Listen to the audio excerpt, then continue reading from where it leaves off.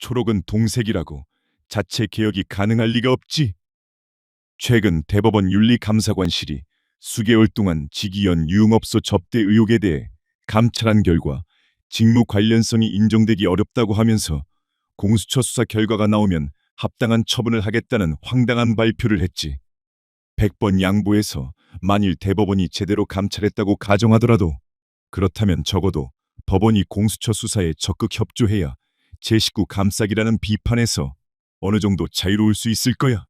그런데 2025년 10월 1일 MBC 보도에 따르면 공수처가 지기현에 대한 강제 수사를 위해 압수수색 영장을 청구했는데 법원이 기각했다는군. 고위공직자 범죄수사처가 최근 지기현 부장판사 유흥업소 접대 의혹과 관련한 압수수색 영장을 청구했지만 법원이 기각한 것으로 확인됐습니다. 구체적인 사유는 알려지지 않았습니다. 의혹이 불거진 지난 5월 한 시민단체가 뇌물수수와 청탁금지법 위반 혐의로 지 판사를 고발하면서 공수처는 이대환 부장검사가 이끄는 수사 3부에 사건을 배당하고 4개월간 수사를 이어오고 있습니다. 대법원 윤리감사관실은 최근 현재까지 확인된 사실관계만으론 직무 관련성이 인정되기 어렵다는 조사 결과를 보고했고 감사위원회는 공수처의 조사 결과를 기다려보자며 결론을 보류했습니다. 청탁금지법은 법률상 공수처의 수사 영역이 아니기 때문에 결국 뇌물 혐의에 대한 수사가 이뤄져야 하는데 접대의 주체가 누구인지 직무와 관련한 대가성이 있는 것은 아닌지 확인하기 위해선 강제 수사가 필수적이라는 게 공수처의 판단인 것으로 알려졌습니다.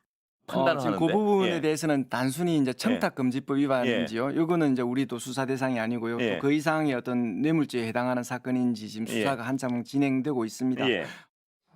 더구나 접대 의혹이 제기된 직후 지 부장판사가 사용하던 휴대전화를 3개월 만에 다시 교체한 사실이 새롭게 드러나기도 했습니다. 만약에 일반 국민이 이렇게 휴대폰 교체했다, 이렇게 싼 휴대폰으로 교체했다라고 하면 바로 증거인멸 압수수색 들어갑니다.